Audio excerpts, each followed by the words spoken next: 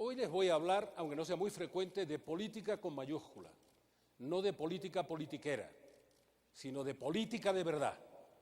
La política, aunque cueste trabajo decirlo, tan desprestigiada como está, es el arte de gobernar el espacio público que compartimos. El espacio público se llama México y lo comparten 110 millones de seres humanos que tienen esas aspiraciones básicas, pero además tienen ideas diferentes en la esencia de la democracia, el pluralismo de las ideas, identidades diferentes. No hay ni un solo país homogéneo, por fortuna. Por tanto, tienen identidades culturales, a veces incluso identidades étnicas diferentes, e intereses diferentes y con frecuencia contrapuestos. Con esa aspiración básica de todos, gobernar no solo significa hacer compatible esas diferencias, significa sacar de esas diferencias, de esas contraposiciones y de esas aspiraciones básicas, sacar un proyecto de país, hacer del país un país grande que salte hacia adelante, que se desarrolle. Por eso digo, es el arte de gobernar el espacio público que compartimos. La política tiene que comprender, y por eso quiero saber cuál es el pálpito de los jóvenes, que para dar satisfacción a las aspiraciones básicas de las que hablé antes, dentro de un clima en el que hay opiniones plurales, unos serán del PRD, otros del PRI, otros del PAN, otros verdes ecologistas y algunos medio pensionistas, porque veo que hay muchos que se van de un lado para otro, y de un lado para otro, y de un lado para otro, que hay exceso de transfugismo político en México. Por tanto, que ya la camisa importa menos que la oportunidad de ocupar un puesto. Y me preocupa seriamente porque eso debilita la democracia, porque debilita la política con mayúsculas. Eso demuestra que no se cree mucho. Y cuando no se cree mucho, ¿qué más da con qué equipo se juegue si lo único que cree uno es en sí mismo y en lo que le beneficie? Por tanto, alguna vez hay que poner coto a eso. Uno tiene derecho a cambiar, pero no tiene derecho a cambiar por oportunismo de cuadra porque otra cuadra le da una oportunidad que la otra le quita. Por tanto, les hablo de la política desde ese punto de vista. ¿Qué tendríamos que hacer? El Estado, que representa institucionalmente todo lo que acabo de decir, donde se realiza la política como arte de gobierno, el Estado puede y debe atender la libertad con seguridad. Es su función básica, primigenia. Es decir, queremos que nos gobiernen, si no preferiríamos que no nos gobernaran, para que alguien se haga cargo de darnos libertad con seguridad. A eso le llamamos Estado de Derecho. Pondré un adjetivo más a esto. Estado de Derecho es un Estado con normas que hay que cumplir. Lo que de verdad queremos es un Estado democrático de derecho, que no es solo un Estado de Derecho. Las normas tienen que emanar de una voluntad democrática. Después de esta cosa que ha sido la experiencia de América Latina y de España, de largos periodos de distintas formas de autoritarismo, a la gente le da miedo de ejercer la autoridad de verdad, no de ejercer el poder, sino la autoridad. Y sin el ejercicio de la autoridad no hay seguridad.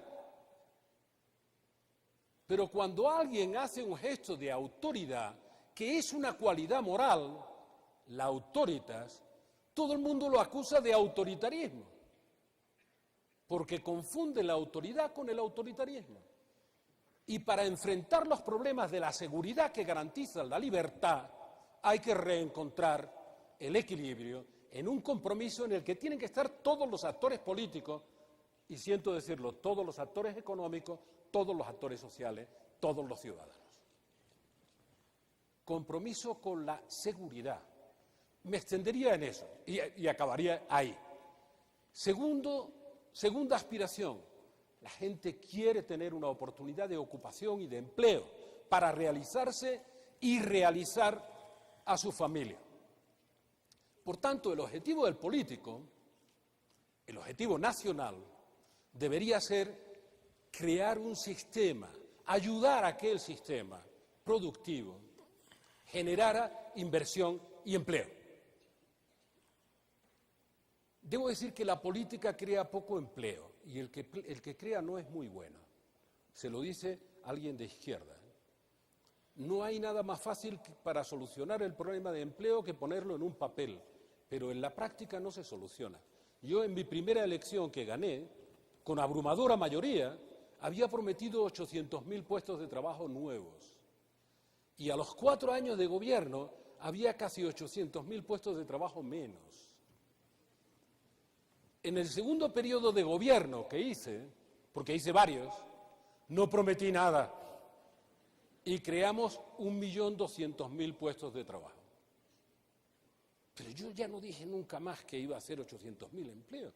Pues ¿quién era yo como gobernante para decir cuántos empleos tenía que hacer en el país? Salvo que aumentara la burocracia, salvo que aumentara el aparato del Estado, salvo que aumentara un aparato inútil. Por tanto, lo aprendí de una vez, nunca más lo repetí. Y después se crearon muchos empleos, se siguen creando muchos empleos en el país. Por tanto, hay que orientar la política económica a la inversión generadora de empleo. Y esa inversión es fundamentalmente privada. Cualquier política económica o fiscal que merme las posibilidades de invertir y de generar empleo no cumple con el objetivo básico, que es la aspiración de la gente a tener un empleo con el que poder vivir y dar una vida digna a su familia. Y después aspiramos a tener un buen sistema educativo y un buen sistema sanitario. Asistencia en la educación y en la sanidad. Pero un país necesita recursos, tanto para tener empleo como para tener educación y salud satisfactorias. El Estado tiene muy limitados los recursos.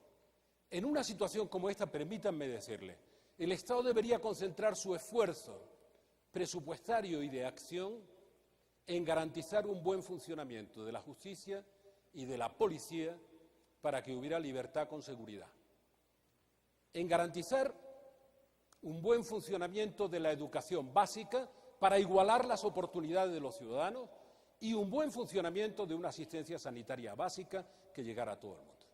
Y cuando hiciera eso, como quedan muchas cosas por hacer para que haya desarrollo,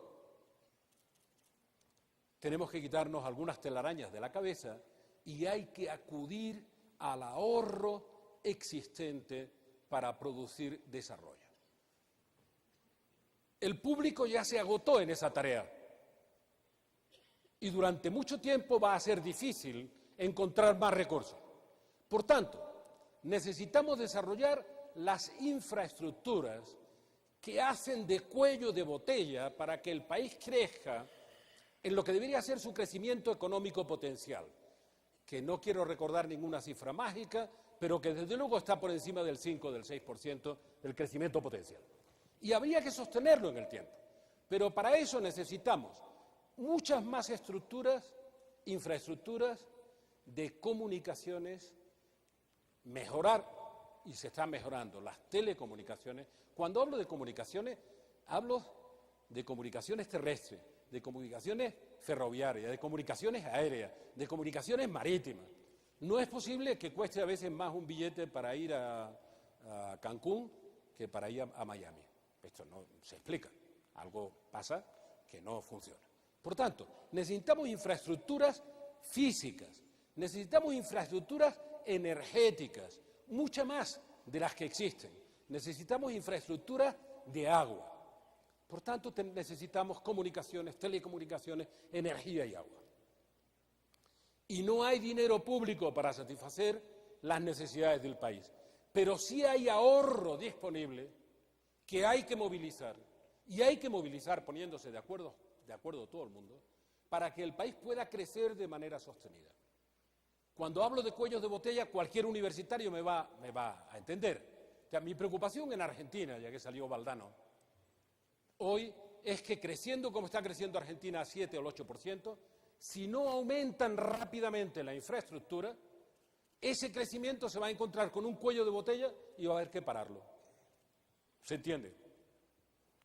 Ese cuello de botella es la primera responsabilidad que habría que tener para evitarlo, para impedirlo, para ampliarlo. Debo decirles, yo hice muchas carreteras. Hoy lo pueden ver, ¿eh? Cualquiera de los que visitaban España hace 30 años la pueden ver. Ahora hice un enorme esfuerzo en lo que llamamos capital físico del país. Y también tiene que haber una preocupación fundamental. Miren, en México la mitad de los ciudadanos tienen menos de 21 años. Ese es su gran desafío y su gran potencial. Pero además de tener capital físico, tiene que tener capital humano. Por tanto, toda la política y toda la acción social, incluso la acción empresarial, debe orientarse a mejorar ese capital humano. El mayor capital que existe en el mundo hoy es la inteligencia educada y entrenada. Cuando no se dispone de ese capital, el país puede tener todo el petróleo que sea y el petróleo ponerse a $60 o a 70. El país no se va a desarrollar. A veces pongo un ejemplo chocante con el que voy a terminar, que Carlos me lo ha oído muchas veces. En los últimos 70 u 80 años, ningún gran país petrolero, salvo un pequeño país en el norte de Europa que es Noruega, ha transformado su riqueza petrolera en desarrollo para su propia sociedad y su país. En ningún modelo económico, en ningún modelo político, en ningún área geográfica, aparte de la destrucción de Irak ahora, antes tampoco había desarrollo, siendo el segundo país petrolero del mundo, tampoco lo hay en los grandes países petroleros del mundo, ni de África, ni de América Latina, ni del mundo árabe o el mundo árabe musulmán. Por tanto, el petróleo, que debería haber sido una bendición como la riqueza natural, que llega como valor añadido a los países, no se ha transformado en desarrollo de los países. Y eso hay que corregirlo, porque los precios de la energía están ahí para quedarse. Pero hay que corregirlo, y hay que corregirlo entre todos, primero con una buena política. No es posible que se dispongan de todos los recursos naturales y que no se empleen. Pero sobre todo, lo que hay que cuidar es el capital humano. Un país sin educación suficiente y educación adaptada a la revolución tecnológica y a la civilización que se viene encima, es un país que no competirá en el mundo ni saldrá adelante. Por lo tanto, ustedes que tienen una gran oportunidad, ténganlo en cuenta. Cuando digo tienen una gran oportunidad, es verdad que tienen una gran oportunidad. Hace como 5 años le comenté a Carlos que a lo mejor era una buena idea hacer este encuentro, ¿no? Como 5 años o 6. Y hace 4 se hizo el primero. Este encuentro con los becarios ha habido mucho. ¿Por qué? Les voy a dar la razón básica, hay varias, pero la básica se las voy a dar ahora. En la sociedad en que vivimos, el conocimiento, es decir, la educación, como acabo de decir, es un elemento básico. Pero incluso con un buen grado de conocimiento, con un buen nivel educativo, si se tienen una red de relaciones amplia, las oportunidades se multiplican. Pero si uno sabe mucho, pero se queda aislado en un pueblo, sin relaciones, esa sabiduría, ese saber, ese conocimiento, no se transforma en oportunidad. Y solo el hecho de que ustedes sean conscientes de que pertenecen a una comunidad virtual, pero comunidad, en fin, de seres humanos, de 80, 90, 100.000 personas que están en sus mismas condiciones y que pueden relacionarse entre sí, abre un enorme horizonte de posibilidades, porque es un enorme horizonte de relaciones. Y eso es un valor añadido a su propio trabajo y a su propio estudio.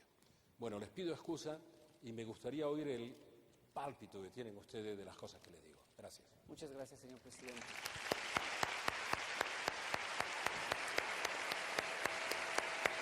Gracias por estas palabras de apertura que ya veo vamos a ahondar con muchas preguntas. Y a continuación el ingeniero Slim, si está amable. Buenas tardes. Yo quisiera empezar felicitando a Arturo Elías, que ha organizado y ha tenido la idea de hacer estas grandes reuniones. Esta es la cuarta. Anteriormente las hacíamos muchos, o algunos becarios probablemente recuerden, en grupos demasiado reducidos, en el que nos hizo favor de acompañarnos Felipe en alguna reunión quizás hace esos 4 o 5 años.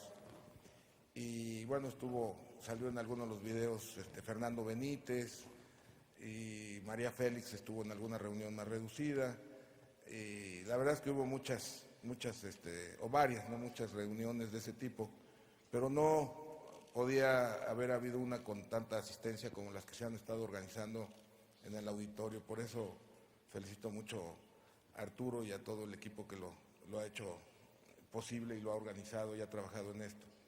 Y también le agradezco que nos haya reciclado a Felipe y a mí. Estuvimos en la primera y ahora está invitándose a esta cuarta.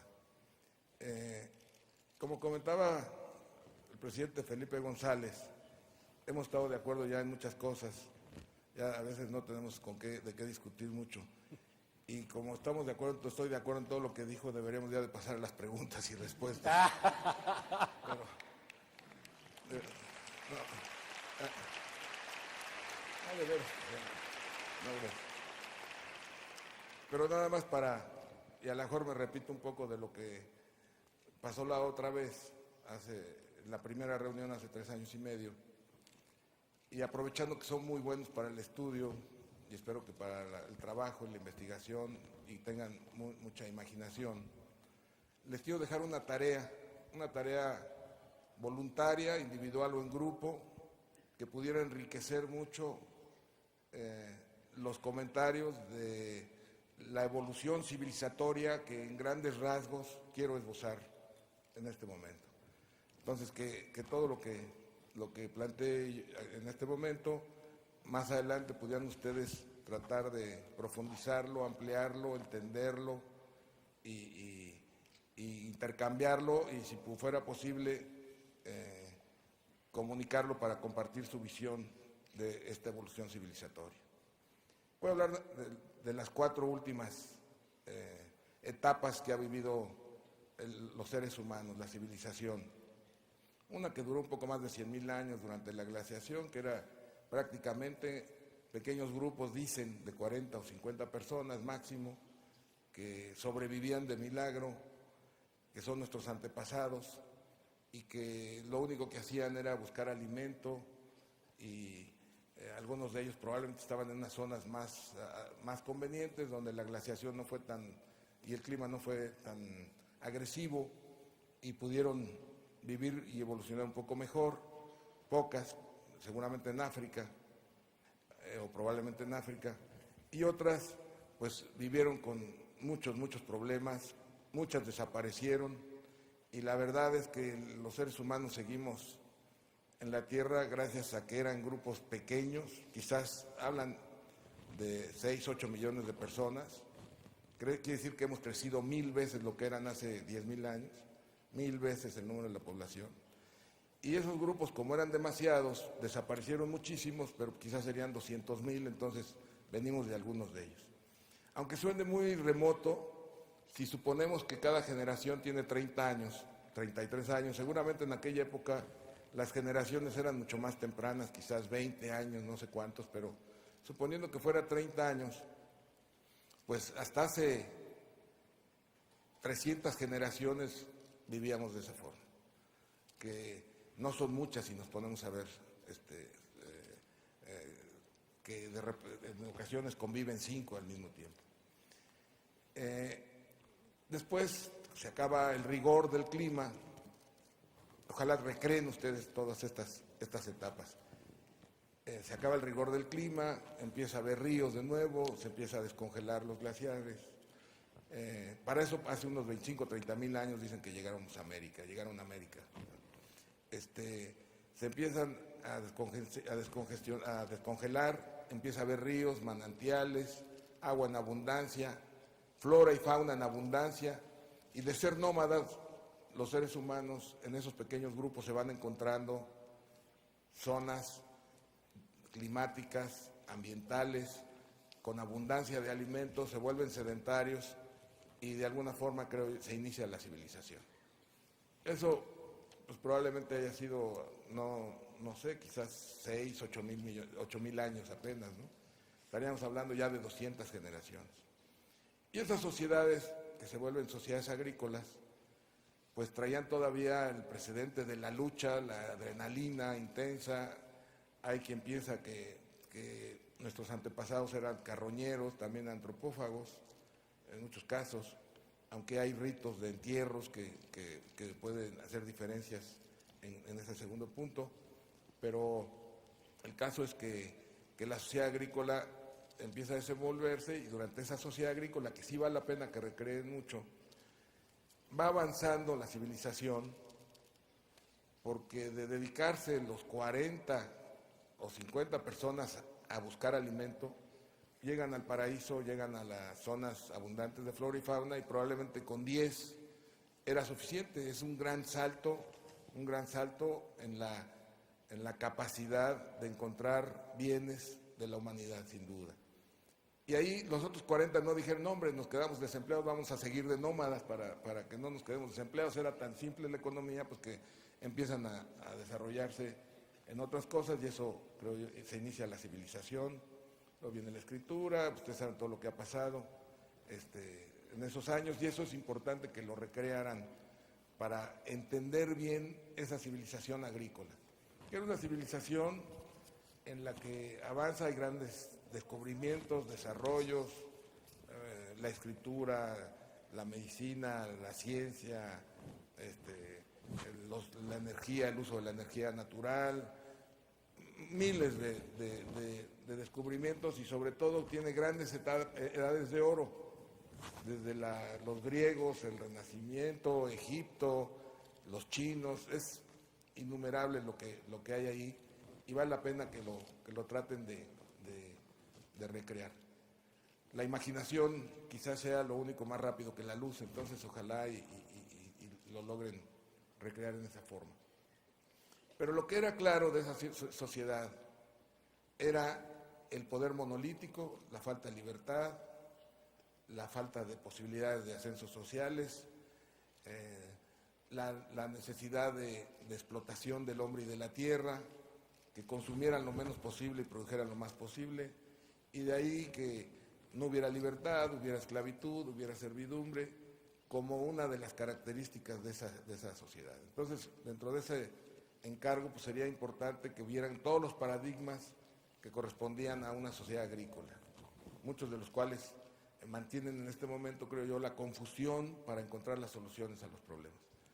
En ese tipo de sociedad que dura 8,000 años, hasta que viene la sociedad industrial, que se llama sociedad industrial, aunque hay grandes avances en la ciencia, sin duda en el arte es formidable, en la ingeniería, en la construcción, en la arquitectura, en lo más diverso, el pensamiento, etcétera, etcétera. Sin embargo, se mantenía el poder monolítico, la hegemonía, el poder político estaba integrado con el poder religioso. Normalmente el gobernante descendía de la divinidad, tanto los aztecas como los egipcios, como los japoneses, como los europeos. El poder político, el religioso, el militar y el económico estaban todos de manera monolítica para mantener como una de las características de esa sociedad. Después viene la sociedad industrial, en donde la civilización avanza por los desarrollos tecnológicos, por los aumentos en la productividad, por la facilidad de producir bienes, por el incrementar la posibilidad de producir más bienes, de manera que menos gente se dedique a producirlos y otras personas se puedan dedicar a otras actividades que van desarrollando esos avances civilizatorios. Esa sociedad industrial tiene dos etapas. La segunda etapa la primera es con el motor de vapor, viene el ferrocarril, vienen los vapores que transportan, viene ya una integración mayor, pero después viene con la electricidad y el motor de combustión interna un jalón muy importante que se manifiesta sobre todo en la primera mitad del siglo XX. Ahí todavía hay lucha de clases, el manejo del trabajo, alguna vez lo maneja Felipe con un comentario muy interesante, la película de Charlie Chaplin de Tiempos Modernos, donde el trabajador era parte de la máquina. Ahora ya no es un trabajo físico, ya el trabajo físico está cada vez más desplazado, ahora es un trabajo más de conocimiento, más intelectual, más preparado. Él les llama pastores de máquinas, ya se vuelven los trabajadores, están pastoreando ahí las computadoras para ver que no falle esto y que no falle el otro, ¿no? Entonces, con esta nueva etapa que probablemente se inicie después de la Segunda Guerra, pero que tiene el gran empuje a finales en todos los 90s, viene la sociedad tecnológica, la nueva civilización.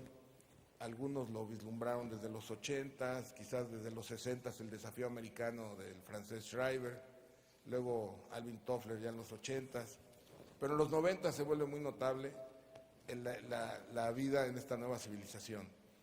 En la sociedad primera les decía que eran unas 200 generaciones.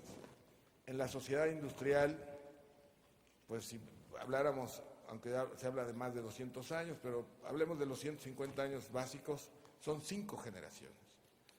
Y en esta nueva sociedad es prácticamente una generación. Y el desarrollo es brutal. El desarrollo es brutal, muy acelerado, va a ser más importante, estamos apenas iniciando.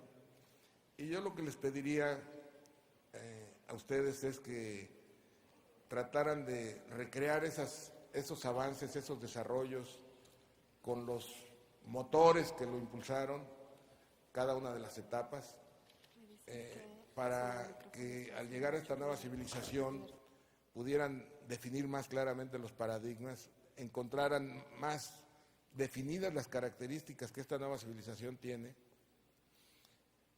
Y esto para enriquecer inclusive la visión de las personas, porque su conocimiento es lo que va a permitir eso que tanto hemos cuestionado. El conocimiento de los paradigmas de esta nueva civilización es lo que nos va a permitir, sobre todo cuando los gobernantes lo tengan claro, cuando lo tengan claro los académicos, los investigadores, la sociedad en general, acelerar mucho el proceso de incorporarnos a esta nueva civilización, que además considero yo que es muy generosa. Yo diría que de los países en la actualidad, el que lo tiene más claro de todos ha sido China. China lo tiene muy claro y está pasando una sociedad agrícola, rural, que estaba en el autoconsumo, a una sociedad de esta nueva civilización. Pero también otros países que lo han, a lo mejor no tan conscientemente logrado, nos han hecho ver que podemos pasar de la etapa del subdesarrollo de la economía emergente al desarrollo en muy pocos años. No es un problema de generaciones futuras ni de grandes sacrificios. No es sacrificarse hoy para que mañana sea mejor, es entrar en un proceso virtuoso de desarrollo en el que cada día estemos mejor y que accedamos cada día a una mejor situación, cada día a un mejor desarrollo. Y lo ha demostrado, y creo que la mejor muestra es Felipe González, que entró a España, recordábamos de España de cuánto era una peseta y de cuánto valía un dólar, que todas, ¿no?, todas las pesetas del mundo. Entró con un Producto Interno Bruto de $4,500, nosotros tenemos supuestamente 6,500 hoy. Y en, ¿cuántos años de gobierno? 15 años, ¿no? 14 años de gobierno lo dejó con $16,000 per cápita, que si lo traemos a precios actuales y a la revaluación del euro, pues anda en veintitantos, esos 14, en solo 14 años. De 4,500 a 15,000, $16,000, de entonces, que vienen a ser a valor presente más de $20,000. Y eso fue en 14 años. En 14 años, y además vemos que sus primeros años, quizás 3 o 4, nos comentaba que en lugar de dar 800,000 empleos al año, se perdieron 800,000 empleos.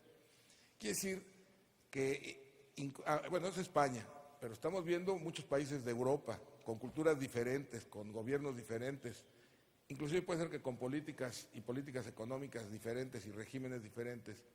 Hemos visto que pasa en Europa, ahora toda la Europa central, cómo ha acelerado el desarrollo después del 89, los países como Portugal, Grecia y todos los que se han estado incorporando a la comunidad, lo acelerado que logran ese desarrollo. Pero también en Asia, no solamente los casos de pequeños países como Singapur, o bueno, obviamente el caso de Japón, pero ese era un país que se reconstruyó, sino países como Corea, que hace 50 años en su guerra estaban en las condiciones deplorables y lo que han logrado en un lapso relativamente corto. Pero hay países más nuevos que están haciendo grandes cosas, Vietnam, muchos países del sudeste asiático, Tailandia está avanzando, pero un ejemplo claro y notable es China, que está creciendo desde hace 20 años, haciendo el milagro chino, como hicimos el milagro mexicano de 33 a 82. Bueno, pero lo que los invito a que hagan esas reflexiones y ese estudio con cierta información y conocimiento y con imaginación, es que traten de encontrar cuáles son los paradigmas, las características de esta nueva civilización. Preguntarse por qué ya no hay esclavitud, por qué ya no hay colonias, pues porque ya no son necesarias, ya esta sociedad no busca explotar ni la tierra ni al hombre, sino se retroalimenta, se nutre del bienestar de los demás. Y eso es el gran cambio y lo generoso que tiene esta civilización. O sea, incorporar a las demás personas que están marginadas con grandes rezagos, que antes eran problemas éticos y de justicia social y que ahora son necesidad económica, incorporarlos a la modernidad porque se va fortaleciendo la sociedad. El problema actual implica no gente que trabaje físicamente intensamente, sino gente más preparada, con mejores ingresos, que vaya mejorando, se vaya educando y que vaya incorporándose a la economía. Esos procesos no significan sacrificio, ni siquiera creo yo que sean asistencia. Yo sostengo que la mejor inversión es combatir la pobreza. Hay que combatirla por razones políticas, sociales, éticas, pero también por razones económicas. Como dice un amigo, Pepe Iturriaga, con el que también hemos platicado mucho de esto, dice que es un problema ético, estético y técnico, la existencia de la pobreza. Don José Iturriaga. Bueno, entonces los invito a eso. Yo por lo pronto pienso que los paradigmas de esta nueva civilización son la democracia, es irreversible, la democracia, la libertad, la pluralidad, la diversidad. La globalización es simplemente una característica de la democracia. La globalización no es la nueva civilización, la globalización no es lo que está provocando los cambios, la globalización es simplemente una más de las características de esta nueva sociedad. La globalización es producto de la comunicación y como antes fue la navegación, ahora las telecomunicaciones y para volar moverse físicamente a la velocidad del sonido y poder comunicarse a la velocidad de la luz, pues eso es lo que hace el gran cambio en la modernidad. Entonces la globalización, la competitividad, la productividad y sobre todo los desarrollos educativos, la formación de capital humano al que se refería Felipe, de que pasar ahí nada más de la educación básica, señalaba la educación básica y la salud es para tener iguales oportunidades. Pero es fundamental la educación superior, la investigación, el desarrollo, la ciencia, la tecnología, etcétera. El conocimiento.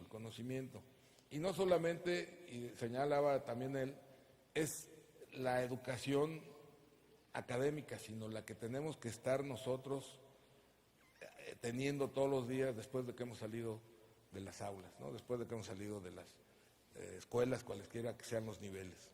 Entonces, yo los vuelvo a invitar a que se pongan a trabajar en esta idea de recrear el pasado para entender mejor el futuro y tener una visión mucho mejor, entender el presente y el futuro y tener una visión muy buena del futuro.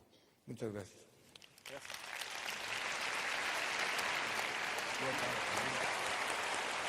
Gracias, ingeniero Slim. Pasamos a la siguiente parte, el pálpito. Voy a aprovechar solamente una vez el privilegio del micrófono. Tenemos más preguntas que tiempo. Algunas se repiten, algunas han sido respondidas en las pláticas. Voy a tratar de sintetizarlas para que demos respuesta a todas ellas, pero quisiera pedirle sus comentarios sobre dos citas de ustedes mismos. Señor presidente, lo cito textualmente. hace unos años en México. Mis amigos de izquierda están preocupados por distribuir la riqueza, no por generarla. Por otro lado, mis amigos de derecha se preocupan casi solo por generar riqueza, no por distribuirla. En el contexto de la América Latina contemporánea, que parece oscilar entre la derecha y la izquierda cíclicamente, ¿qué consejo tiene para ambos, la derecha y la izquierda? Bueno, vamos a ver, el problema, como decía Carlos antes, aparte de que la pobreza plantea un problema, ¿de acuerdo? Pero yo no quiero discutir de moralidad, porque todos tenemos nuestra propia moral, nuestras propias inquietudes. Pero sobre todo plantea un problema, sobre todo en lo profundo es un problema moral, es un problema de desarrollo. Es imposible una sociedad desarrollada con altos índices de pobreza, ¿verdad? Es incompatible. Por tanto, digamos que, en palabras de Slim, la pobreza no es negocio. ¿Cómo se puede hacer negocio de la pobreza? No se saca negocio de la pobreza. Por tanto, apelando no a la moral, sino al egoísmo inteligente, hay que acabar con la pobreza. Por egoísmo inteligente. Porque me invitan muchas veces a América Latina, muchas veces, como me ven cara de medio rojo, Beatriz diría que ya no tan rojo, ¿no? Bueno, que dice, bueno, háblenos usted de crecimiento y equidad. Digo, no, yo le voy a hablar de crecimiento y redistribución del ingreso, de la equidad que habla el Papa, que lo hará mejor que yo. Por tanto, no quiero caer en la trampa. Por eso respondo a su pregunta, de que el problema del crecimiento económico es un problema técnico, que nos dicen todos los economistas, crecimiento económico es un problema técnico. Y la lucha contra la pobreza y la desigualdad es un problema moral, es un problema de equidad. Bueno, pues no es verdad. ¿Cuál es el gran descubrimiento al que tenía que llegar la derecha, la izquierda y los mediopensionistas? Los de derecha ya saben que no hay. Ahora todos los de derecha son de centro. Por tanto, ya no hay derecha.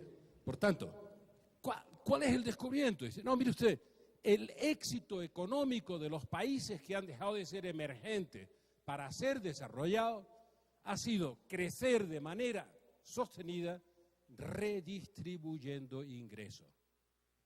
Preciso el concepto que he discutido muchas veces y que he tomado en parte de Carlos Slim, porque no se trata de redistribuir la riqueza para repartir la miseria, sino de redistribuir el excedente que genera la riqueza.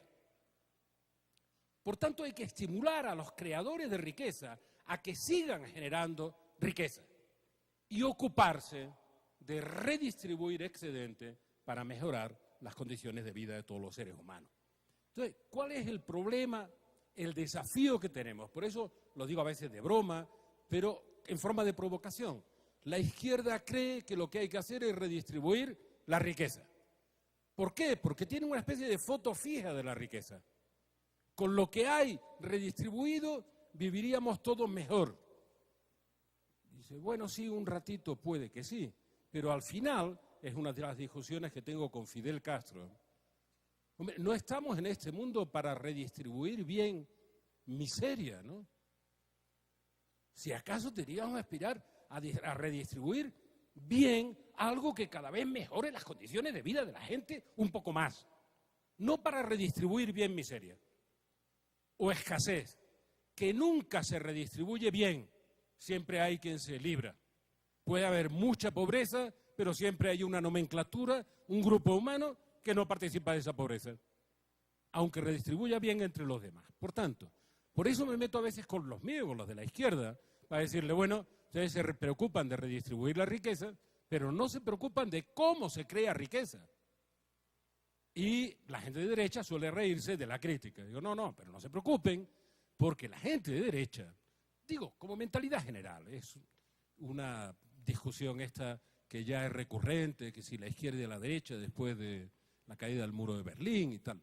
Pero la gente, digamos, que tiene un pensamiento conservador, cree que lo que hay que hacer es producir riqueza y esperar a que haya tal acumulación que cuando la acumulación desborde la mesa ya irá mejorando las condiciones de los que están alrededor de la mesa, por acumulación. Bueno, eso nunca ha sido verdad y nunca va a ser verdad. Por tanto, crecer y redistribuir sensatamente el ingreso que produce el excedente de riqueza, pero redistribuir no solo en salarios, porque si no seguirán vendiendo las banderas del Día de la Independencia los chinos y desaparecerán los mexicanos que hacen artesanía con las banderas de México. No es solo vía salario que se va a poder redistribuir. Hay que mejorar las condiciones salariales, pero teniendo en cuenta la competitividad. La mejor fuente de redistribución del ingreso es mediante la educación, mediante la salud y mediante un buen funcionamiento de la justicia y de la policía. Así redistribuye uno riqueza, porque mejora las condiciones de vida de la gente. Imagínense que a uno se le quitara la preocupación de pagar la escuela primaria de sus hijos, o de pagar la asistencia básica sanitaria de sus hijos. No lo digo solo por los países en desarrollo, ¿eh? Estados Unidos hay 46 millones de norteamericanos, no hablo de lo que ha pasado estos días, que pone más de manifiesto algunos de esos fallos, que no tienen ningún tipo de asistencia sanitaria, cero, ningún tipo. 46 millones son 4 millones más de gente de las que son todo mi país. Me aterra pensarlo, porque en España uno se pone malo, primero lo atienden y después le preguntan quién es, y si tiene cartilla de la Seguridad Social o tiene no sé cuánto. Y gastamos la mitad en términos de Producto Bruto que Estados Unidos en sanidad, la mitad, 7%, ellos 14-15%. Por tanto, la redistribución del ingreso hace que la gente entre en la economía y en el mercado. Yo cuando pude garantizar educación básica para todo el mundo y cuando pude garantizar asistencia sanitaria para todo el mundo, el dinero que la gente ingresaba como salario lo podía emplear en gastarlo en el mercado, en comprar cosas, en mejorar sus condiciones de vida y no tenerlo que guardar por si alguien se ponía enfermo o para poder llevar a un niño a la escuela. Y esto simplemente mejoró la condición de la economía. Ese es el círculo virtuoso al que se refiere Carlos. Y en la situación actual, que lo ha dicho, como lo dice él, de paso, en la situación actual, ese círculo virtuoso, si hay una verdadera voluntad nacional, es decir, voluntad de todos los actores, se puede acelerar exponencialmente. China en 20 años está produciendo una auténtica revolución, no solo del producto per cápita, no solo de eso, sino de un cambio civilizatorio. Se van a saltar entera la revolución industrial que perdieron para acceder directamente a la revolución tecnológica. Y por tanto, nos van a estar compitiendo. Bueno, por fortuna le van a dar de comer ya a la cuarta parte de la humanidad y cuando sigan creciendo su nivel de ingresos van a comprar todo lo que haya que comprar. Va a haber turistas chinos como antes había turistas japoneses, pero 10 veces más. Con las camaritas, todo, y 2.500 en un ascensor, uno no sabe quién baja o quién entra, pero bueno, es una auténtica revolución. ¿Es que son distintos que nosotros? No, hace 20 años que empezaron.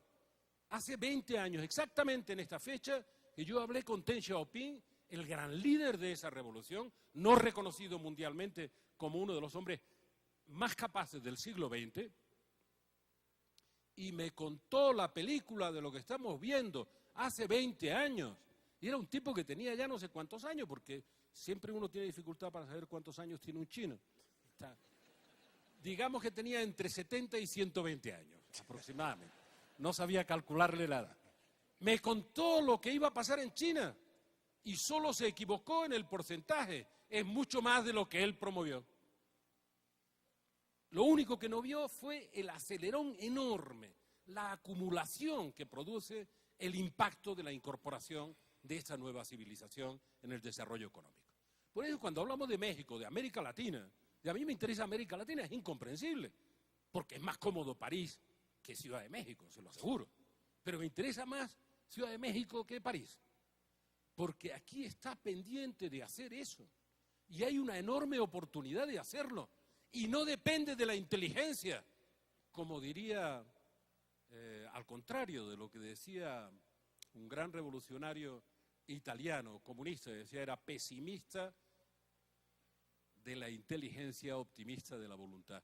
Yo soy optimista de la inteligencia. Creo que lo que estamos diciendo se puede entender. Soy pesimista de la voluntad. No sé si hay voluntad para hacer lo que se entiende también. Eso me da pesimismo. Y por eso me interesa más la gente joven, no por halagarlos. ¿Para qué halagarlos? Si nada garantiza que lo vayan a hacer mejor que los viejos, sino porque solo ellos lo podrán hacer. Gracias.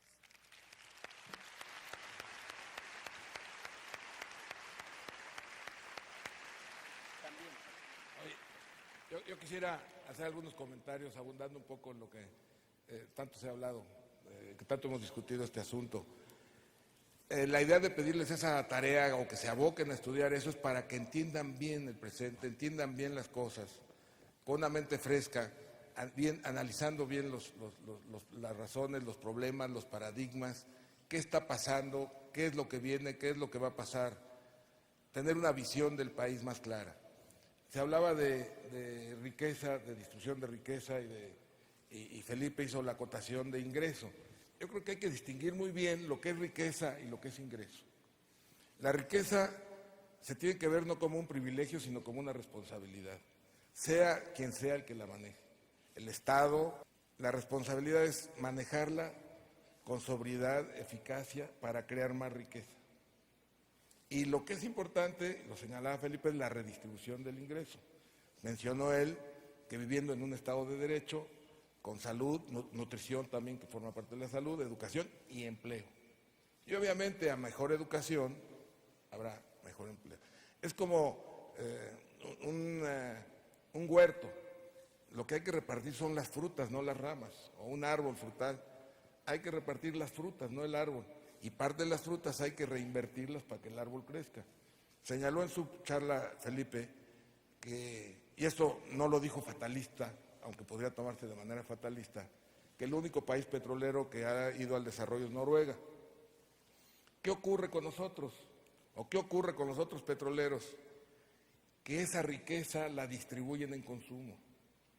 Tenemos esos ingresos en exceso, importamos más cosas, revaluamos nuestros tipos de cambios, no reinvertimos en Pemex, no desarrollamos, no reinvertimos ese capital, y esa riqueza que genera la riqueza petrolera, o ese ingreso mismo que genera la riqueza petrolera, no permite, por razones que no vale la pena discutir, hacerla una palanca del desarrollo, sino que se van por el lado fácil de despilfarrarla, o de llevarla a consumo, o de sobrevaluar tipos de cambio, o de abrir importaciones más grandes, y ni siquiera de reinvertir en esa misma riqueza.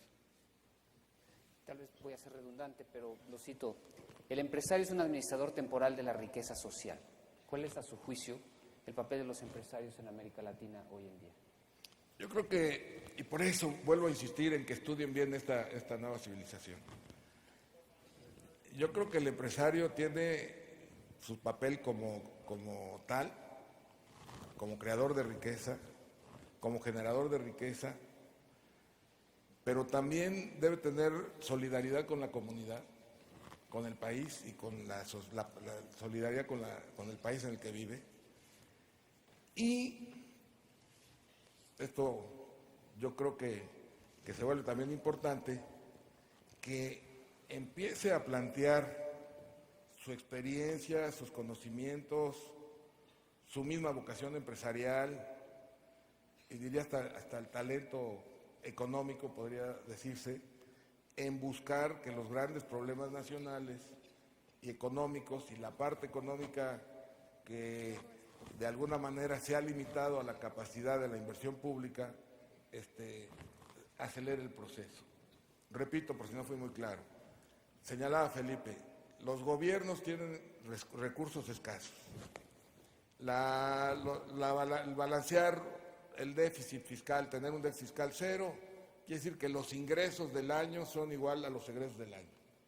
Si en esos egresos del año hay un 5% de inversión pública, para subirla a 20 hay que subir la recaudación 15 y quitarle a la sociedad otro 15 para invertirla seguramente con menos eficacia que la que se puede invertir por parte del sector privado. Entonces, la forma de hacer eso es que las cosas que hoy el mismo gobierno tiene obligación, responsabilidad de hacer, como es el Estado de Derecho, la salud, la educación y ciertas funciones fundamentales, que pueda potenciar su capacidad de inversión nacional, combinándolo con la inversión social y la inversión privada, con el ahorro nacional y el ahorro privado.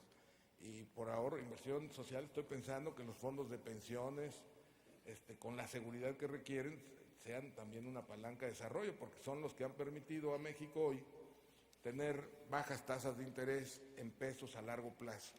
Son lo que ha permitido que se pueda tener financiamiento a 10, a 15 y hasta 20 años. Señor presidente, la primera pregunta de los becarios. Vidal Gabriel Candelaria Santiago, del ITAM, de Ciencia Política del ITAM, nos pregunta, parafraseando otras preguntas similares, en un país dividido políticamente como es México hoy en día, ¿cómo pueden crearse consensos y actualizar las instituciones? ¿Son los sistemas parlamentarios como el español o el inglés mejores que el régimen presidencialista en el cual estamos viviendo los mexicanos? No, vamos a ver. Hay una idea equivocada cuando se dice un país dividido. No, un país democrático es un país pluralista. Claro, no dividido. No dividido. Y un país pluralista quiere decir que tiene opciones diferentes, alternativas diferentes. Hombre, nuestra tendencia es a tener tantas alternativas diferentes como ciudadanos somos, lo cual no es posible, ¿no? Pero siempre hay 2 o 3 o 4 alternativas, no paso de ahí, para orientar a un país. Eso no se debe considerar, eso es legítimo. No solo no se debe considerar una división del país, se debe considerar la esencia misma del respeto a la libertad de las ideas y al pluralismo. Por tanto, no se ocupen de eso. Aquí el problema que tenemos con frecuencia para que no haya consenso no es la política pluralista, sino la politiquería, la ceguera en cuanto al horizonte de medio y de largo plazo, créanme. Hay elementos que están por encima de lo que podríamos llevar un debate de pluralismo ideológico. Uno acaba de señalarlo Carlos Slim, en relación con lo que yo les decía del petróleo. Dice, bueno, podemos exportar materia prima durante toda la vida e importar derivados del petróleo. Si uno observa lo que ha pasado con la crisis del Katrina, bueno, se ha paralizado la distribución de gasolina en Estados Unidos, porque ha bajado el 10% la capacidad de distribución, además de la afectación de la producción. Es concebible que el vecino México, gran país petrolero, no esté en condiciones de producir transformados, no digo en bruto, producir transformados en gasolina, 2, 3, 4, 5, 10 millones de barriles por día. Dice, no es concebible, no hay nada que explique que no se pueda hacer. Se tiene la materia prima, se tiene la capacidad tecnológica, se tiene la capacidad económica y se tiene el mercado. No falla la división política en el sentido pluralista del término, porque antes no existía y tampoco se hacía. ¿Verdad? Por tanto, yo creo en el consenso. Es más, les digo que una de las cosas que aprendí pronto fue que los países eran tanto más fuertes y desarrollados cuanto más clara tenían las áreas de consenso. Que yo, para no complicar mucho a la gente, decía, bueno, se han reunido los actores políticos y a veces los económicos y sociales, han definido cuáles son las cosas de comer y han dicho, con las cosas de comer no se juega. Por tanto, todos vamos a una. Y eso vale para la política exterior y eso vale para los principales elementos del desarrollo de un país. Después hay mucha variedad de opiniones, claro. Hay muchos matices, claro. Pero en lo sustancial, los países fuertes están de acuerdo. Miramos muchas veces para el norte, con una relación esa tan extraña como la que tenemos casi todos, pero México más, para eso tiene 3.000 kilómetros de frontera con Estados Unidos. Miren ustedes, en las cosas fundamentales no importa quién es demócrata y quién es republicano, van juntos, van a la cargada. ¿Y qué es lo fundamental? lo que ellos entienden que es básico como interés de Estados Unidos. Y ahí no hay diferencia. ¿Es que no hay democracia ni diferencia de opiniones? Claro que sí. Hay una democracia que además les dura 200 años. Por tanto, algo tiene de mérito tener una democracia que les dura 200 años. A eso me refiero. Las divisiones a las que nos referimos a veces confunden a la gente porque creen que son los partidos políticos. No, los partidos políticos son la expresión genuina del sistema democrático. Y quiero decirles, el sistema puede ser presidencialista o parlamentario. Cuando uno está cansado de un sistema presidencial, añora el parlamentarismo. Y cuando está cansado del parlamentarismo, añora que haya una presidencia que tenga una cierta fuerza, una cierta energía, una cierta capacidad de mando. Cuando uno está en un sistema mayoritario, añora el sistema proporcional, que es lo que le pasa de tanto en tanto a los británicos.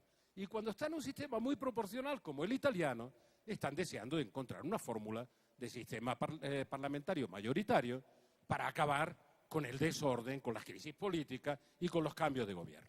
¿Por qué? Porque la democracia no es una ideología, es una forma de organizar la convivencia de ese pluralismo. Algunas veces la convierten la gente en una ideología. La democracia tiene una ventaja básica sobre la dictadura y uno la puede organizar con un sistema presidencial o con un sistema parlamentario y no hacer las tonterías de mezclarlos mucho, porque entonces no funciona ni lo uno ni lo otro. Y oigo muchas propuestas de ese sentido, en ese sentido. Tiene que tener una propia lógica interna.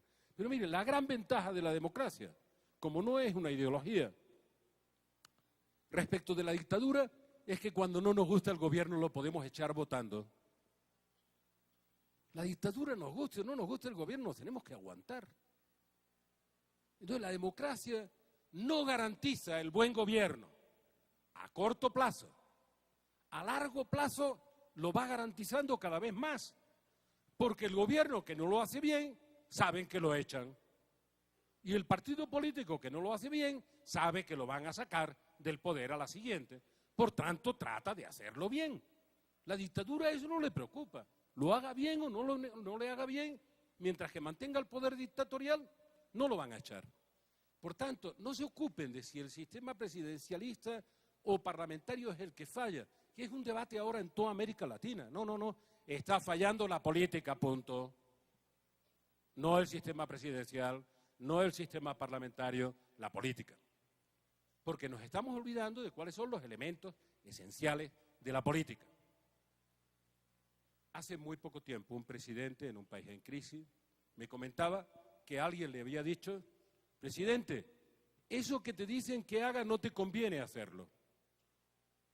No te conviene hacerlo.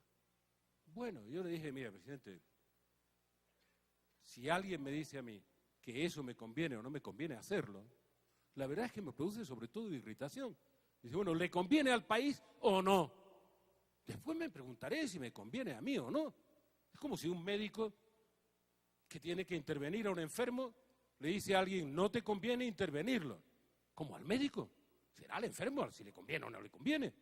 Y en política eso manda. No te conviene hacer esto, aunque le convenga al país.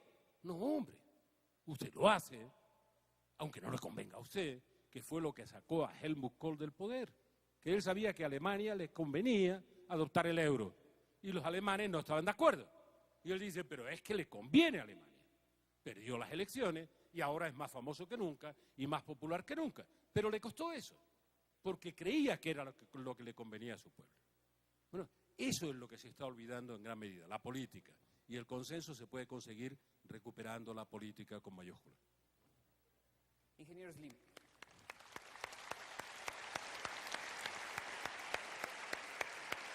Nelly Cruz López, de la UNAM.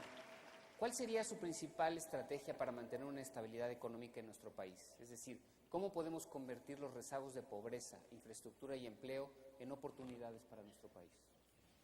Bueno, empieza hablando de estabilidad económica. Yo creo, lo hemos comentado ya muchas veces, y va un poco también en la respuesta de Felipe, que la estabilidad económica es un instrumento, no es un objetivo. Entonces, abundando un poco inclusive en la pregunta anterior, creo que Felipe ha hecho una definición de unos conceptos claros y implacables, es que debe existir pluralidad de ideas que se encaucen a través de instituciones que son los partidos políticos, y que cada partido político tenga sus ideas, encauce esas inquietudes. Él decía que puede haber 110 millones de ideas, pero pues de alguna forma se encaucen institucionalmente a través de los partidos políticos. Pero que no hay duda, no, yo no tengo duda. Bueno, y también que haya división de poderes, que forma parte del tipo de gobierno que nosotros tenemos, que es democrático y con división de poderes, que el legislativo tenga una función, el ejecutivo otra y el judicial otra, y que las tres sean grandes instituciones sólidas e independientes. Porque eso va a dar equilibrio también dentro de esta democracia que hablábamos. Y en relación a los consensos, pues a mí me parece que de repente se confunden una reforma fiscal con fines recaudatorios como un objetivo nacional, por ejemplo. Entonces, lo que hay que tener claro es cuáles son los objetivos, estar de acuerdo en esos objetivos. En la primera parte de su charla, Felipe los describió muy claros. Es el Estado de Derecho, es el crecimiento acelerado, sostenido, con empleo sustentable. Todo el mundo va a estar de acuerdo en que vivamos en un Estado de Derecho. Bueno, a lo mejor algunos delincuentes no. El Estado de Derecho, el crecimiento sostenido con empleo, la formación y desarrollo de capital humano y físico.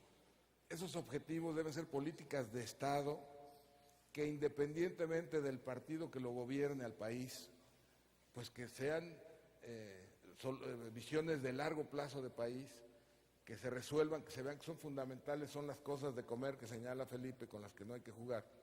Y habrá distintas formas de hacerlo o dejarlo de hacer. Esa es una primera parte. La segunda parte es que comentaba yo que la estabilidad financiera, la inflación baja, las finanzas públicas sanas, y hay que ver lo que es finanzas públicas sanas, etcétera, en las cuentas macroeconómicas. Había algunas veces que decían la macroeconomía está bien, pero la microeconomía está mal. Yo creo que si no hay crecimiento, no hay macroeconomía buena. La macroeconomía buena es con crecimiento. Yo creo que son condiciones básicas para el desarrollo, pero no son las que no son condición suficiente para que sea el desarrollo y el crecimiento. Y respecto a la pregunta concreta de infraestructura y cómo se puede lograr, pues muy fácil. Hay que complementar la inversión pública restringida, limitada, con inversión privada e inversión social. Ya sea que sea para prestar un servicio público recuperable o no recuperable, o para dar un servicio que tenga, siendo público, tenga posibilidad de tener su propia recuperación económica. Por ejemplo, en lo del agua. Bueno, en lo del agua podría haber una gran inversión privada de diversas formas, incluyendo la inversión social, que pudiera dar solución a todos los problemas de agua nacionales en unos cuantos años. Y así en cada una de las áreas. Señalaba, a ver, para los que puedan manejar los números, ingresos menos egresos igual a cero. En los egresos se confunde gasto corriente con inversión pública. Quiere decir que si México tiene ahorita un 27% de ingresos, incluido Pemex, 27 o 28 con el aumento del petróleo, no sé, 27 de ingresos, menos 27 de egresos del PIB, del Producto Interno Bruto, y solamente un 15% de eso lo lleva a inversiones, un 4%. Si quisiera subir 20% más la inversión pública y tener un déficit cero, tendría que subir 20% la recaudación, lo cual es absurdo, imposible, inoperante, etcétera, etcétera. Entonces, para poder multiplicar ese 4%, se necesita que haya inversión, que en esta época está abundando el ahorro en el mundo a bajas tasas de interés, que es una de las grandes ventajas que tenemos ahora, que todos los factores externos están siendo favorables para México. La única forma de subirlo ese 4% es que el otro 20% venga por otro flujo y no por la vía recaudatoria. Gracias.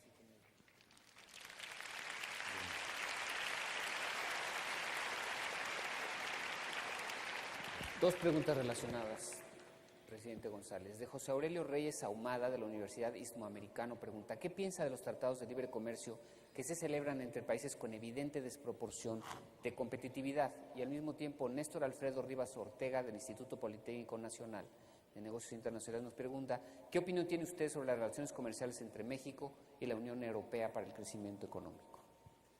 Bueno, en primer lugar, los tratados de libre comercio hay que analizarlo en sus propios términos. Lula decía en algún momento: yo no estoy ni en favor ni en contra, depende. Tiene toda la razón. Un tratado de libre comercio no es por definición desequilibrado o equilibrado. Depende de cómo se negocie y en qué condiciones se negocie. Yo estoy en favor de la apertura comercial progresiva, porque creo que eso estimula la competitividad. Es muy difícil analizar las diferencias de competitividad de los sistemas. Vamos a ver, Tratado de Libre Comercio con Japón, por poner un ejemplo. Tratado de Libre Comercio con Estados Unidos está dando un excedente para México en términos de Producto Bruto de un 9% aproximadamente. 58 mil millones de dólares. Un 9% del Producto Bruto. Es decir, en términos de riqueza nacional, es un gran negocio para México, digamos. Quien tendría que quejarse en términos de riqueza nacional serían los otros. Pero a lo mejor no funciona igual el de Japón. Pero realmente Japón tiene menos costes de México por cada unidad de riqueza que produce. No parece, ¿no? Con los niveles salariales que tiene, pero puede ser. Pero el problema es que los negociadores de cualquier tratado de libre comercio, de cualquiera, tienen que tener en cuenta todos los factores de su sistema productivo para negociar defendiendo sus intereses. No digo para no negociar, para negociar defendiendo sus intereses. Eso es lo normal. Eso lo va a hacer siempre cualquier área económica y cualquier país. No nos debe sorprender. ¿Cómo se podría avanzar en relación con Europa? Yo he visto algunas veces, incluso en la negociación, algunas cosas que confieso que son ridículas. La patata que dicen en Europa o la papa que decimos en Andalucía y en América Latina fue un freno que puso Francia durante algún tiempo cuando empezamos a negociar el primer acuerdo comercial entre México y la Unión Europea. A mí me sorprendía, porque como las patatas venían de aquí para allá y la incidencia en el Producto Bruto francés de lo que podría ser la importación de patatas mexicanas debería ser el 0,00000, no acabo la cuenta, 1% del PIB. Y sin embargo la patata aparecía en todas las negociaciones. No reprocho nada, no digo, lo entendía mal. Por tanto, no ceguemos con los tratados de libre comercio. Uno puede hacer cuantos tratados de libre comercio quiera hacer, siempre que los tratados de libre comercio sean negociados en términos que establezcan un cierto equilibrio entre las partes. Es muy difícil hacer tratados de libre comercio con países más poderosos. Pero digo, con Estados Unidos no ha ido mal.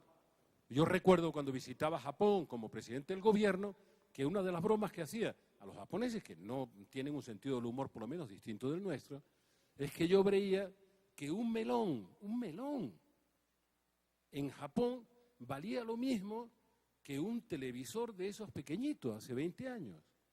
Y yo les decía, déjennos que les vendamos melones, se los vamos a poner más barato que el precio de un televisor.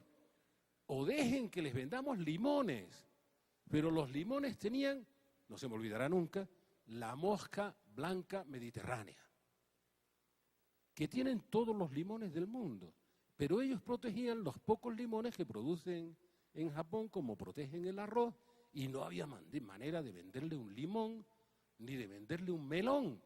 Y a nosotros nos estaban llenando de automóviles, de televisores, de maquinitas de todo tipo y tal. Pero yo no le echaba la culpa a los japoneses. Se inventaban la mosca blanca mediterránea, y la mosca blanca mediterránea, ¿sabe, Carlos? Tiene al menos como fenómeno conocido 4.500 años. Y parece que es una enfermedad anteayer. Y nadie se murió de la puñetera moja mediterránea, nunca. Está en los limones de todo el mundo. En fin, por tanto, no, con la Unión Europea. Hombre, con la Unión Europea yo creo que se va a avanzar mucho. Y los tratados pueden tender a ser equilibrados. La Unión Europea tiene un problema con el sector agroalimentario. Es que si la Unión Europea se abriera totalmente en el sector agroalimentario, la agricultura, que en la Unión Europea es el 4% en total de la población activa, en algunos países menos, en Francia debe ser el 3,5% de la población activa. Pero no es que desapareciera esa parte de la población activa, ese no sería el drama. Lo que desaparecería sería la población en el campo. Y esto plantea un problema que espero que comprendan, aunque no tiene la razón la Unión Europea en la negociación. Y es un problema que pueden fácilmente comprender observando los incendios forestales en España y en Portugal. La gente se ha ido del campo. Y donde no hay gente, no hay quien pare un incendio por muchos bomberos que uno meta y por muchos hidroaviones que uno meta.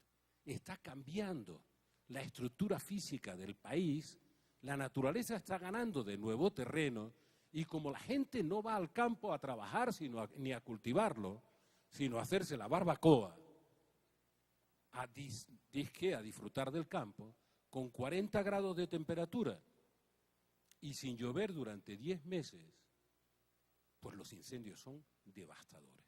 Y eso no ha ocurrido ni en periodos de sequía, nunca en esa magnitud, porque la gente que vive en el campo es vigilante del campo. O sea, plantea problemas muy serios de ubicación de la población y de medio ambiente. Pero al margen de eso, que creo que es un problema menor, eso también se aprovecha como argumento para la negociación. Para la Unión Europea, un acuerdo más avanzado que el anterior con México es una gran oportunidad. Para México debería serlo también con la Unión Europea, pero esos son los intereses de México.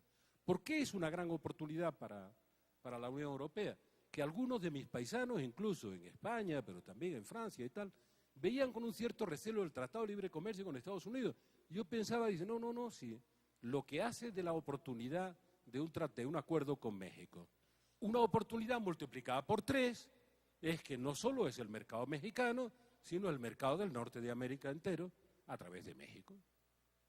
No es solo los 110 millones de mexicanos, sino los otros que tienen más capacidad de compra, más capacidad. Por tanto, yo creo que la negociación se debe hacer en serio y con dureza.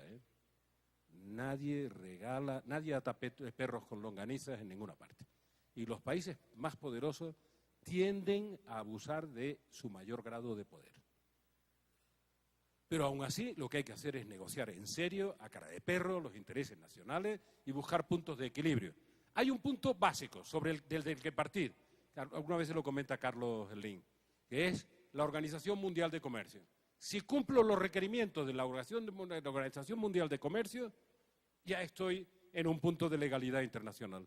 A partir de ahí, cada concesión que hago en términos de liberalización, será a cambio de que me hagan a mí una concesión que me convenga desde el punto de vista de la liberalización del mercado. Y es así como hay que negociar. A veces no se negocia así, no sé cómo se hacen las negociaciones en México, pero a veces se negocian por coyunturas políticas menores para aparecer con un acuerdo. Y eso no da nunca resultado, o da menos buenos resultados que los otros. Gracias.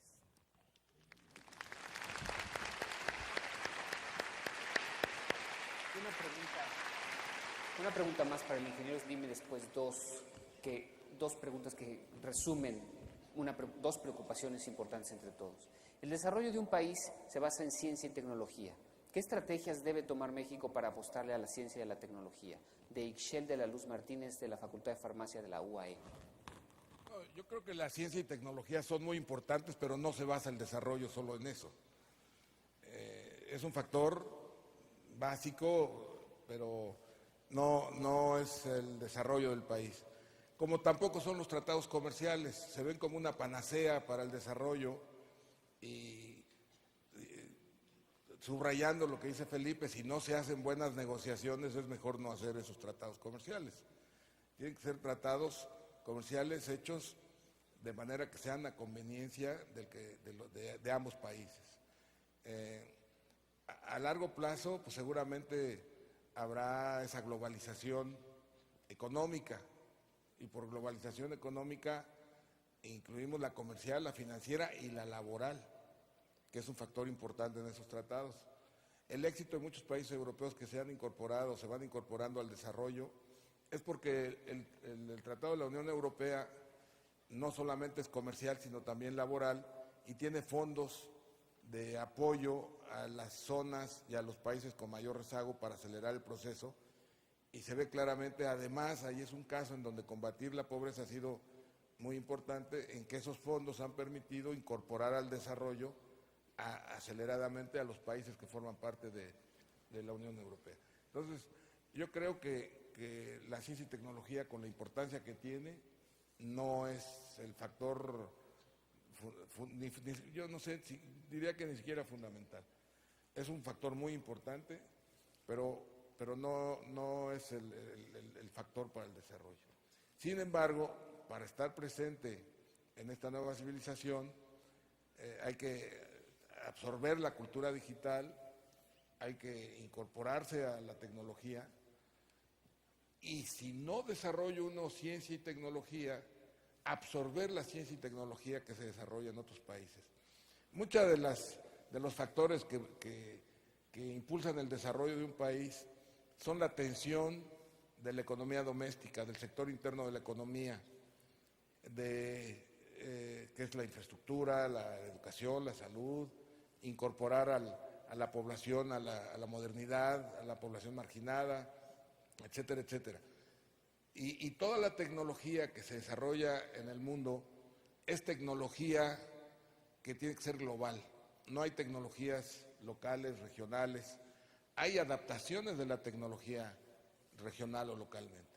Lo bueno de la tecnología es que hay muchos proveedores ya en todo el mundo, cada vez hay más, y la tecnología no solamente hay que desarrollarla, sino que se puede adquirir y se puede condicionar, se puede adaptar y se puede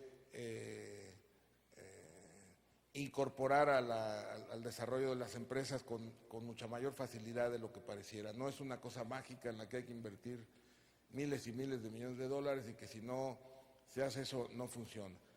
Lo que sí yo recomendaría o pensaría que nos hace falta es tener más cerca la investigación, la formación tecnológica y de investigación de las instituciones de estudios superiores, de las universidades, con el aparato productivo, para acelerar el proceso y sobre todo para enfocar el tipo de investigación y desarrollo que conviene hacer.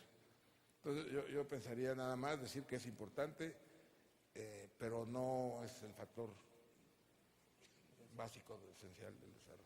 Dos últimas preguntas colectivas dirigidas en todos los casos a ambos. La primera es más bien una preocupación, la preocupación del empleo, lógica en la etapa de la vida en la que están la mayor parte de nuestros becarios. Y las preguntas giran en torno a cómo pueden conseguir empleo, cómo pueden pedir empleo o cómo podrían generar el empleo cuando no lo encuentren. Bueno, decíamos que hay que generar empleo y hay que buscar que sea buen empleo, no solamente que estudien una profesión, tengan notas sobresalientes, a lo mejor hasta hagan una maestría y acaben haciendo labores totalmente ajenas que no requieren de esos niveles de capacitación. Para mí, sin duda, la forma de impulsarlo no es única, es múltiple y se da con el crecimiento económico, especialmente el crecimiento económico en las áreas en las que el empleo es mayor por inversión, por la inversión hecha.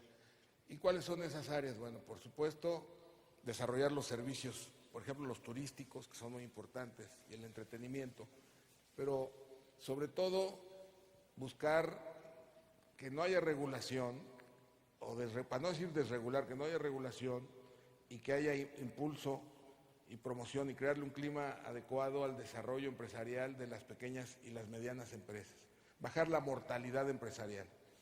Y en eso me estoy refiriendo a empresas que pueda desarrollar inclusive ustedes, el autoempleo que puedan generar por la vía de este tipo de iniciativas empresariales, de que formen parte ustedes de esa propuesta. Entonces, estamos hablando de empresas pequeñas y medianas, impulsarlas, algunos sectores muy importantes. Hay sectores con una gran importancia, con una gran necesidad, como son, por ejemplo, el sector de la construcción y de la infraestructura, en la que no solamente se requieren grandes inversiones, que son básicamente todas sus partes consumidas internamente, o sea, tienen un bajo contenido de importación, sino que son grandes empleadoras directa e indirectamente, o sea, tiene efectos de empleo muy importantes. Luego, en la parte de ingeniería, se está importando el 80% de la ingeniería. Bueno, pues hay que desarrollar ingeniería mexicana, que la tenemos muy buena y la hemos tenido durante muchos años. La otra me daban unas cifras de 50 millones de horas hombre y estamos haciendo como el 20%, cuando se puede hacer seguramente el 70 o el 60 o el 80%. Entonces, todo lo que es el sector de infraestructura es muy importante, la actividad de servicios, la salud, mucha inversión en salud, en educación. Hay mucha gente todavía al margen de los servicios de salud y de educación. Educación superior, la población ha venido creciendo ya en forma no piramidal, sino casi aritmética, y eso está implicando lo que le llaman el bono democrático. Ese bono democrático es que hay mucha más población en edad de trabajo, pero al mismo tiempo se vuelve un problema si esa gente que está en edad activa de trabajar no encuentra empleo y empleo adecuado. Básicamente es crecimiento sostenido, alto, que genere empleo. Esa sería la forma. Y por supuesto, más eficacia y más productividad en el campo mexicano. Y hablando de los tratados de libre comercio, hay un asunto interesante en el de Estados Unidos, el del norte. En el norte nosotros tenemos un superávit de 58,000 millones, del 9% del PIB, con Estados Unidos, y traemos déficit prácticamente con todos los demás. Bueno, entonces hay que analizar por qué son los déficits y qué tanto hace sentido. Eso es como país. Pero como bloque, porque a mí me da la impresión que estamos en una etapa intermedia, en todo lo que es la globalización comercial, se han formado bloques, la Unión Europea, por ejemplo, el NAFTA, que es Estados Unidos, Canadá y México. Aquí hay un fenómeno muy raro, muy especial, muy diferente. Canadá tiene superávit con México y con Canadá. México tiene superávit con Estados Unidos. Pero los tres como bloque importamos, tenemos un déficit del mismo tamaño de la exportación. Para darles una idea, el déficit es del tamaño del Producto Interno Bruto mexicano, como de 650,000 millones de dólares de déficit comercial de México, Canadá y Estados Unidos. Entonces, la oportunidad de que formando parte de este bloque podamos, con una buena promoción económica y una cierta agresividad empresarial, agresividad en el buen sentido, pues surtir estos mercados de una manera más intensa. Entonces yo creo que en dos palabras, para resumir, porque ya dije demasiadas cosas, pero no haberlos confundido, es crecimiento sostenido de alto nivel es la mejor forma de generar empleo, y que ese crecimiento se sustente en la formación de capital humano y de capital físico. Se me olvidó mencionar vivienda. La vivienda, no sé cuántas casas estamos haciendo, pero se requieren 850,000 los próximos 20 años de vivienda y mejorar la vivienda, etc. ¿Perdón? Por año, 850,000 durante, o sea, 17 millones de viviendas. 850,000 viviendas al año son generadores de empleo brutal, directo o indirecto. Ahora también hay que buscar que la gente que necesita esa vivienda pueda tener con qué pagarla.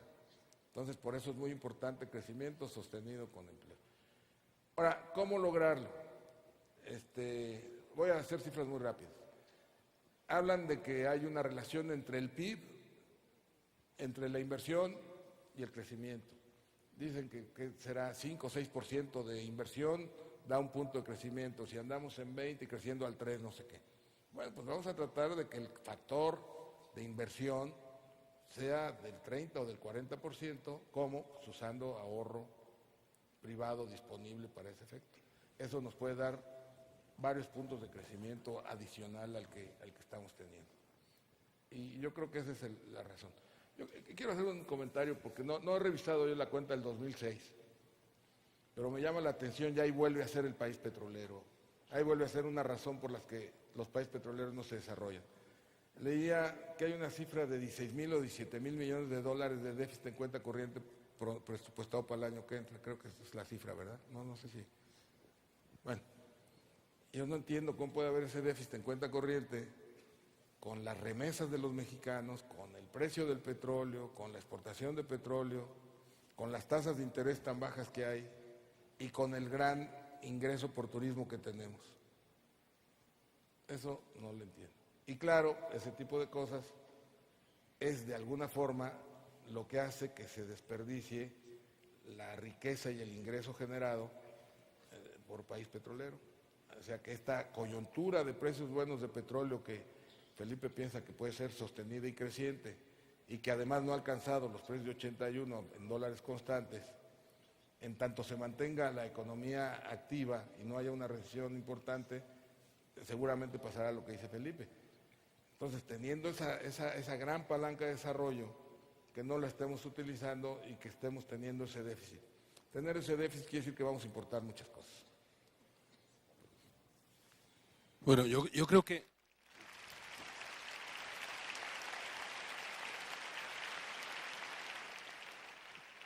lo único que no deben creer del ingeniero Slim es cuando en un asunto económico dice yo no entiendo eso. Otra cosa es que no lo quiera explicar, pero que no lo entiende porque aparece un déficit a la balanza de pagos, no lo No crea. entiendo por qué él pasa. Sí, bueno, no lo ¿Por qué entiende. lo Dice, hacen? no lo entiende, no dice, no lo acepto que sea así. Bueno, yo estoy totalmente de acuerdo con lo que dice del empleo, pero les quiero decir, por la preocupación universitaria, a principios de los 90, cuando empieza a ser visible la explosión de la revolución tecnológica, hay una teoría que muchos sociólogos americanos y investigadores norteamericanos ponen en marcha, que es bastante sensata, por lo menos en su formulación, y es que el crecimiento de la productividad por persona ocupada, o si lo prefieren, por hora trabajada, con el impacto de las nuevas tecnologías, es tan grande que para producir lo mismo o más, sobraría mucha gente en el trabajo. Llegaron a decir que con el 25% de la población activa se produciría por el crecimiento de la productividad lo que antes necesitaba un trabajo del 80 o del 90% de la población activa. Y se inventaron una teoría que era, bueno, definieron esa preocupación como definían los romanos en la época del imperio, la satisfacción de las necesidades de los ciudadanos mediante las conquistas que hacían imperiales y mediante las detracciones de las colonias, de la ocupación del Imperio Romano. Y decía, ¿qué hacemos con los ciudadanos? Y decían entonces la famosa frase de hay que darles pan y circo. Pues bueno, no tienen qué hacer, no tienen trabajo, porque ya lo obtenemos todo de las colonias, pan y circo. Bueno, no fueron tan elegantes en el Silicon Valley con esa investigación. Y decía, no, lo que hay que hacer con el excedente de población que no tiene nada que hacer, que está simplemente sin empleo, son tetas y entretenimiento. Sexo y entretenimiento, es decir, con eso es bastante. Bueno, este es un enfoque. Repito, el enfoque no es un enfoque disparatado desde el punto de vista conceptual, pero sí era cortoplacista, ciego. Debo confesarles que yo no soy tan optimista en la visión de las posibilidades, pues sería imposible serlo, como Carlos Slim. Pero sí en lo que les voy a decir creo profundamente.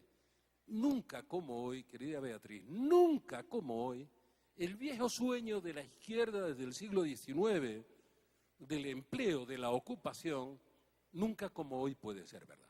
Nunca como hoy, digamos que lo que queda por hacer para satisfacer las necesidades humanas que conocemos es casi infinito y eso es ocupación. Y lo que queda por innovar por introducir de nuevas satisfacciones y de nuevos desarrollos es también infinito, y eso es ocupación. Por tanto, cuando me hablan de empleo en la izquierda, digo, nunca había más oportunidades de ocupar a la gente que con la nueva civilización, que con los nuevos desarrollos. Nunca la ha habido, en ninguna fase de la historia. Por tanto, en eso soy profundamente optimista, si actuamos bien. Y antes empecé casi mi intervención y sabía que el matiz tendría que explicarlo, y voy a aprovechar antes de terminar para explicarlo. No solo es empleo, es ocupación. Es decir, Carlos ha dicho autoempleo. Muy bien, de acuerdo. Autoempleo, microempresa, iniciativa personal. Por favor, no esperen, una vez que tengan un título, que tengan un conocimiento, que tengan un instrumento de trabajo, no esperen que le den cosas, gánenlas, búsquenlas. Ahora hay el I más D más I. Es verdad, investigación, desarrollo, más innovación. Innoven, creen su propio espacio, su propio futuro, su propia ocupación, su propio empleo. Y no se preocupen de fracasar una o dos veces, porque les dará experiencia para tener éxito a la tercera o a la cuarta. El mundo está hoy lleno de posibilidades de hacer eso. Y el mayor capital y el más escaso es la inteligencia creadora, la capacidad de innovar. El resto del capital se encuentra, créanme, hay ahorro disponible en el mundo. Hay más ahorro disponible que ideas innovadoras para prestar servicio a las necesidades actuales o para abrir nuevos espacios. Por lo tanto, no se preocupen tanto del empleo, salvo si salen de la universidad con mentalidad de burócratas, esperando que alguien les dé un empleo. Ya les dieron un título, ahora que me den un empleo. No, salgan diciendo, ya tengo más conocimiento que tuvieron mis padres y que mis abuelos, y voy a actuar con estos conocimientos creando riqueza para mí mismo y para los demás.